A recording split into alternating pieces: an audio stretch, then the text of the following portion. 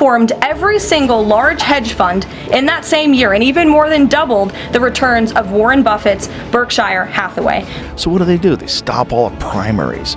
They don't have real primaries anymore. They haven't had a real primary since 2012. Yeah. They rig them. They rig it with Bernie Sanders. They rig it with RFK Jr. They're just, the whole business is gross. White House Press Secretary Karoline Leavitt is racking up wins and taking a flamethrower to the corruption festering inside the Biden administration. In a blistering showdown with reporters, she dropped a political nuke masking just how far Nancy Pelosi went to rig the system for her own gain. The room froze. Sure, people had heard the rumors about Pelosi's stock dealings, but no one was prepared for the staggering scale of what Leavitt revealed. This wasn't bending the rules, it was rewriting them to cash in. And yes, I've got every jaw-dropping moment on tape. Hit that subscribe button, because you're not going to want to miss this. Let's get into it. His position on the stock trading ban bill before Congress, he obviously had pretty loaded comments about Senator Hawley. There's some reporting that they've since spoken. What is his position on the current status of that? The media frenzy started when a pack of smug reporters thought they had Karoline Leavitt backed into a corner. They brought up Senator Josh Hawley's Honest Act, a bill to ban insider trading by elected officials, clearly fishing for drama between her and Trump. Just days earlier, Trump and Hawley had traded public blows. Trump, accusing him of siding with Democrats and betraying the MAGA base so the press could practically taste the headlines. They were hoping for a slip-up, a soundbite, something to feed the partisan gossip mill. But Karoline didn't bite. She didn't blink. With her trademark confidence, clarity, and fire, she shut the whole setup down. She made it clear she wasn't there to play the left's media games, she was there to deliver straight answers. The press came hunting for a scandal. Instead, they got a masterclass in composure. To Senator Hawley, who called him, and the president took that call. As the president said in the Roosevelt Room yesterday, conceptually, he of course supports the idea of ensuring that members of Congress and United States senators who are here for public service cannot enrich themselves. Karoline, single quotes opening move. Total demolition of the media's made-up feud. She burned the rumor mill to the ground, shutting down any talk of bad blood between Senator Hawley and President Trump.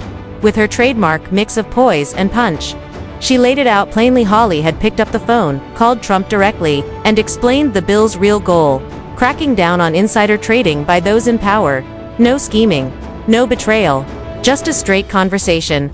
And here's the kicker: once Trump heard the facts, he backed the bill. So much for the GOP riff the press was drooling over. But Karoline didn't stop there. With the air cleared, she went on the attack, and it was brutal. She tore into the media's obsession with manufacturing Republican drama, then pivoted hard to Nancy Pelosi, unloading damning details about her suspiciously well-timed stock windfalls. The press wanted division.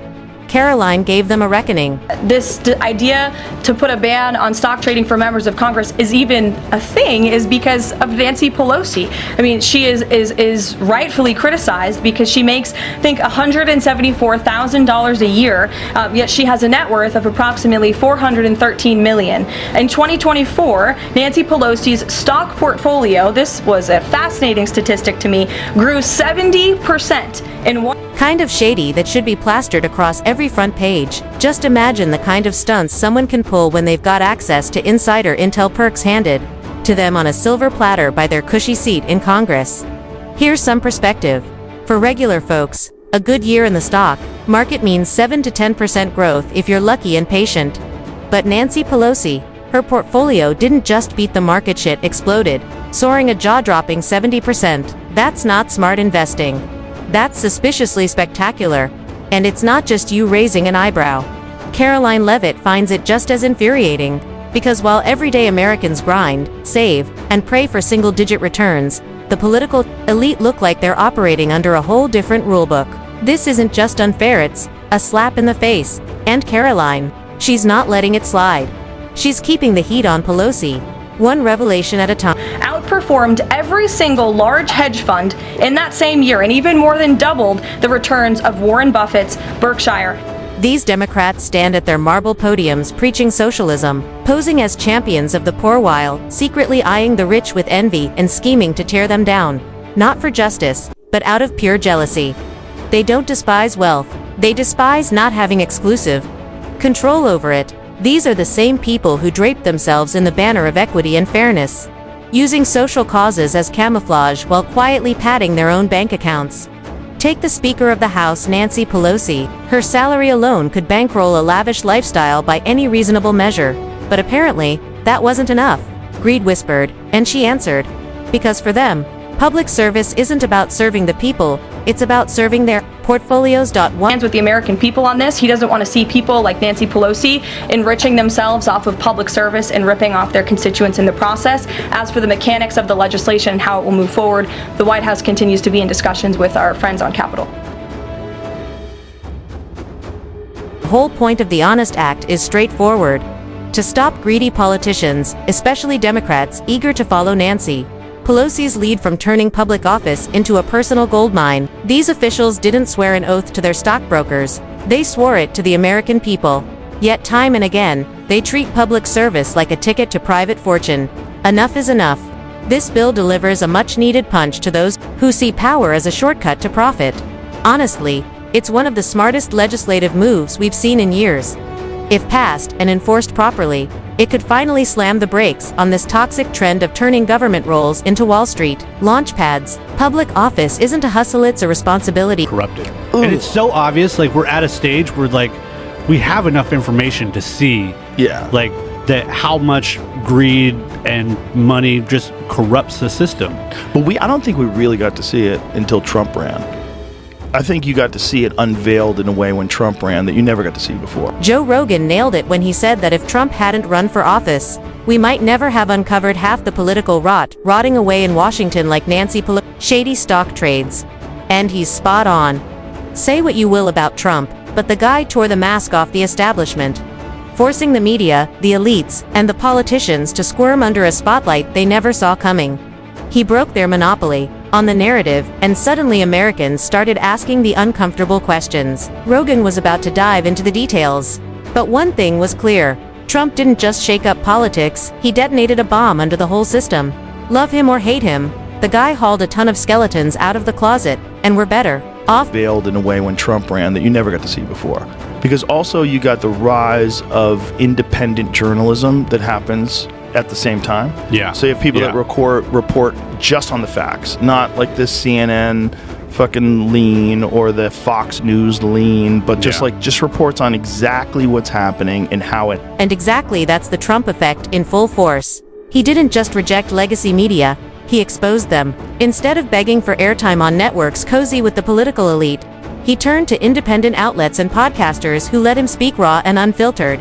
He saw right through the charade. Legacy media wasn't reporting news, they were managing the narrative. Executives and anchors rubbed elbows with politicians at fancy dinners, cutting unwritten deals. In exchange for access and exclusives, they'd look the other way whenever their political pals got caught red-handed. It was a slick quid pro quo. You scratch our backs, we bury your scandals. Trump shattered that whole setup by bypassing the gatekeepers. He handed the mic back to the people and made it impossible for the establishment to operate behind closed doors. That's why they hated him, because he dragged their dirty laundry out into the sunlight. Paying attention and you follow those people, and a lot more people are than ever before, you get a way different understanding of how gross this game is. Yeah. And because the guy was so polarizing, and because he was such an easy guy to turn into a Nazi, like you pointed to him, you're like, this is our fuck him. Look at the way he talks. Yeah. He's gonna ruin the world. It's a threat to democracy. That's exactly what they did to Trump. Because he refused to play their corrupt little game. He didn't want to cozy up with the Nancy Pelosi's of Washington. Didn't want to swap favors for cash. Didn't want to be just another cog in the DC machine. And for that, he became public enemy number one. The legacy media, fully in bed with the political elite, launched a ruthless smear campaign. Unable to control him, they aimed to destroy him. They dug through every inch of his past, his businesses, personal life, even his TV career, looking for any scandal they could weaponize. Their mission was clear: ruin his reputation, disqualify him, and slam the door on his presidential dreams. But it backfired spectacularly. The harder they attacked, the more people saw through their game. Instead of crushing him, they created a political juggernaut. Trump didn't just survive there, witch hunt he thrived, and that's exactly what terrifies them the most. Up all the primaries. They don't have real primaries anymore. They haven't had a real primary since 2012. Yeah. They rig them. They rig it with Bernie Sanders. They rig it with RFK Jr. You know, they're just, the whole business is climb on their soapboxes and preach about moral superiority, democracy, and justice, but their actions tell a very different story. They act like the nation's moral compass, constantly judging everyone else from an imaginary high ground. But scratch beneath the surface, and it's all hypocrisy. These are the same people who scream about preserving democracy, yet their party hasn't held a legitimate primary since 2012. Let that sink in. A party named after democracy can't even trust its own voters to pick their nominee. Instead, they run things like a backroom club, handpicking favorites while pretending it's all for the people. If Republicans pulled half these stunts, it would dominate the front pages for weeks. But when Democrats do it, crickets. It's classic. Do dash as dash I dash say dash not dash as dash I dash do. Frankly, it's insulting to every American who truly believes in free and fair elections. In the end, it's all smoke and mirrors. Democrats parade around as champions of the people, but behind closed doors, it's power, games, backroom deals, and self-enrichment. They lecture us on democracy while denying it within their own ranks. They attacked Trump because he exposed their hypocrisy and refused to join their rigged club. That's why they fear him.